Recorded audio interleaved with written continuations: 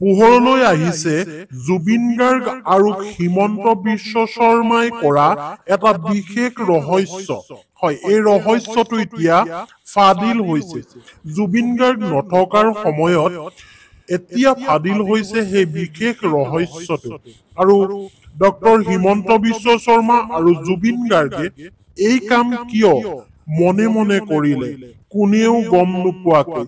এই গোটেইখিনি কথা আপোনালোকে এই ভিডিঅ'টোত গম পাব, কিন্তু এই ভিডিঅ'টো আপুনি শেষলৈকে চাব লাগিব।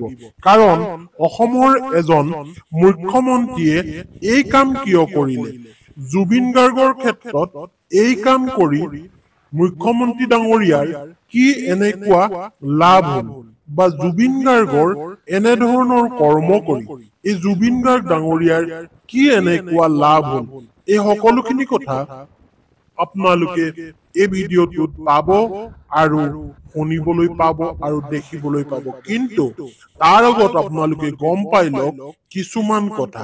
ডক্টৰ হিমন্ত বিশ্ব শৰ্মা বৰ্তমান সময়ত তেখেত অসমৰ এজন মুখ্যমন্ত্ৰী, আৰু তাৰ বিপৰীতে জুবিন গাৰ্গ এজন অতিকে মৰমৰ অসম তথা অসমীয়াৰ বুকুৰ আপোন হিয়াৰ আমঠু এজন মহান শিল্পী আছিল।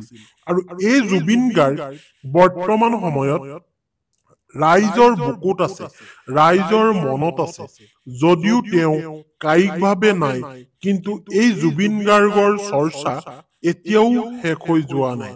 কাৰণ জুবিন গাৰ্গে কৈছিল যে মই মৰাৰ পিছতো মই জীয়াই থাকিম, বা মই মৰাৰ আগত এনেকুৱা ধৰণৰ কাম কৰি যাম যিবোৰ কামে 100 বছৰলৈকে আৰু কোনেও কৰিব নোৱাৰে, বা 7 জনমলৈকে কোনেও কৰিব নোৱাৰে। এনেকুৱা কথা জুবিন গাৰ্গে জীৱিত কালত কৈছিল।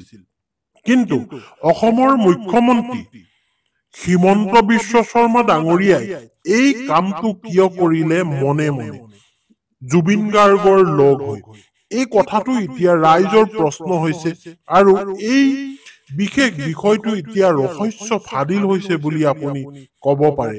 কাৰণ হিমন্ত বিশ্ব শৰ্মা এজন সুদক্ষ ৰাজনীতিবিদ হোৱাৰ উপৰিও তেওঁ কিছু এনেকুৱা কাম কৰে যিবোৰ কাম আন মুখ্যমন্ত্ৰীয়ে কৰিব পৰা নাছিল।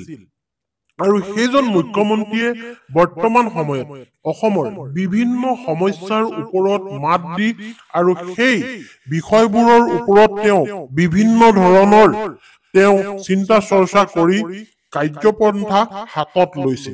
এই কথাখিনি নকলেও আপোনালোকে গম পাইছে। আৰু তেনে স্বত্বত এই জুবিন গাৰ্গৰ লগত এই মুখ্যমন্ত্ৰী হিমন্ত বিশ্ব শৰ্মাই এনে কাম কিয় কৰিলে, এইটো এটা লক্ষণীয় বিষয়। আৰু জুবিন গাৰ্গেও তেখেতৰ লগ লাগি কিয় এনেধৰণৰ কামত আচলতে ব্ৰতী হল। এতিয়া হয়তো আপোনালোকে ভাবিছে যে জুবিন গাৰ্গ ডাঙৰীয়াই এনে কি ভুল কৰিলে যিটো ভুলৰ বাবে আজি জুবিন গাৰ্গ সমালোচিত হবলগীয়া হৈছে। নহয়, তেনেকৈ ভাবিছে যদি আপুনি ভুল কৰিছে। গতিকে মই আপোনাক কৈছো ভিডিঅ'টো আপুনি শেষলৈকে চাই থাকক এৰি নোযোৱাকৈ।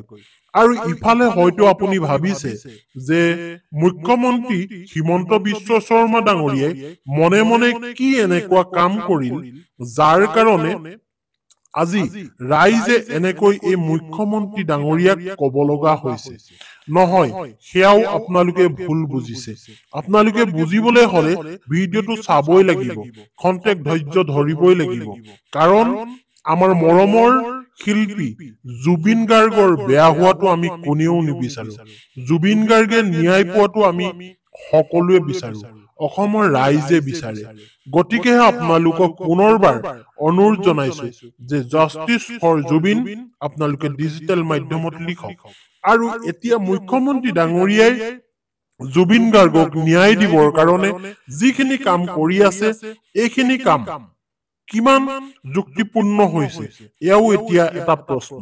কাৰণ আপোনালোকে চাওক, জুবিন গাৰ্গ যিদিনাখনৰ পৰা নাইকিয়া হল, সেই দিনাখনৰ পৰা এই মুখ্যমন্ত্ৰী ডাঙৰীয়াই ইটোৰ পিছত সিটো কাম কৰি গৈছে জুবিন গাৰ্গক লৈ হয় ছিংগাপুৰত যেতিয়া জুবিন গাৰ্গৰ দেহ নিথৰ দেহ হৈ পৰিছিল জুবিন গাৰ্গৰ দেহটো ঠিক তাৰ পিছৰে পৰা যেতিয়া ছিংগাপুৰৰ পৰা আহি দিল্লী পাইছিলি তেতিয়া এই মুখ্যমন্ত্ৰী হিমন্ত বিশ্ব শৰ্মা দেৱে অসমৰ পৰা গৈ দিল্লীত জুবিন গাৰ্গক শ্ৰদ্ধাঞ্জলি যাচিছিল এই কথাটো আপোনালোকে সকলোৱে গম পায় মন কৰিব কথাখিনি হয় তাৰ পিছতে এখন বিশেষ ফ্লাইটেৰে তেখেতক লৈ অনা হল অসমলৈ গুৱাহাটীৰ বিমানবন্দৰত তেওঁক নমোৱা হল অৰ্থাৎ আমাৰ মৰমৰ শিল্পী জুবিন গাৰ্গক নমোৱা হল সেই বিশেষ বিমানখনৰ পৰা এটা কফিনত আৰু তাতেই ৰাইজৰ মৰম দেখা পোৱা গল জুবিন গাৰ্গৰ সেই কফিনটোৰ ওচৰলৈ শ শ ল'ৰা ছোৱালী দৌৰি গল বিমানবন্দৰৰ ভিতৰতে আচলতে তেতিয়া সেইটো এটা কন্ট্ৰোল কৰিব পৰা অৱস্থাত নাছিল ঠিক তাৰ পিছতে জুবিন গাৰ্গৰ দেহ লৈ অনা হল আৰু লৈ আনি কেইবাদিনো ধৰি শ্ৰদ্ধাঞ্জলি অনুষ্ঠানৰ কাৰণে তেখেতৰ নিথৰ দেহ ৰাখি দিয়া হল মুকলি ৰাইজলৈ হয় মুকলি আকাশৰ তলত সকলো ৰাইজলৈ আৰু সেই সময়তে আমাৰ মুখ্যমন্ত্ৰী হিমন্ত বিশ্ব শৰ্মা দেৱে যিখিনি কাম কৰি গল জুবিন গাৰ্গৰ নিথৰ দেহ ক'ত ৰাখিব ক'ত সমাধি দিব কেনেকৈ দিব তাত মাটি কিমান দৰকাৰ হ'ব লাষ্টত গৈ সোণাপুৰত দিয়াৰ সিদ্ধান্ত গ্ৰহণ কৰিলে আৰু মুখ্যমন্ত্ৰী ডাঙৰীয়াক তেতিয়া যোৰহাট সমষ্টিবাসী ৰাইজে অৰ্থাৎ যোৰহাটৰ ৰাইজে কাকুতি মিনতি কৰিছিল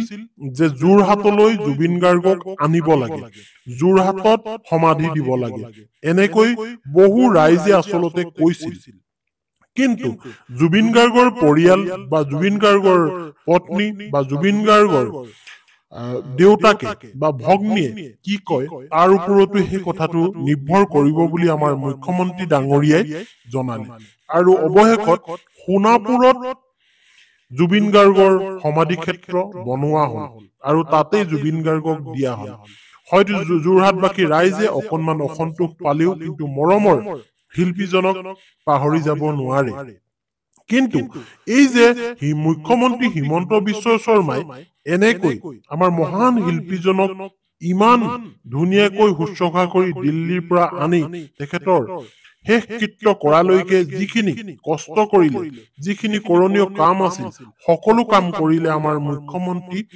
জনে আৰু এই মুখ্যমন্ত্ৰীজনক গতিকে আমি অসমৰ ৰাইজে ধন্যবাদ দিবই লাগিব কাৰণ এখন মুখ্যমন্ত্ৰী হৈছে এখন ৰাজ্যৰ প্ৰধান আৰু এই প্ৰধান ব্যক্তিজনে আমাৰ মৰমৰ শিল্পীজনক যি শ্ৰদ্ধা ভক্তি দেখালে জুবিন গাৰ্গ অসমলৈ অহাৰ ক্ষেত্ৰৰ পৰা আদি কৰি আজি পৰ্যন্তলৈকে গতিকে আমি অসমৰ ৰাইজে মুখ্যমন্ত্ৰী হিমন্ত বিশ্ব শৰ্মা আৰু শিল্পী জুবিন গাৰ্গক দুইজনকে আমি ধন্যবাদ দিব লাগিব তেওঁলোকৰ কৰ্মৰাজিক লৈ ধন্যবাদ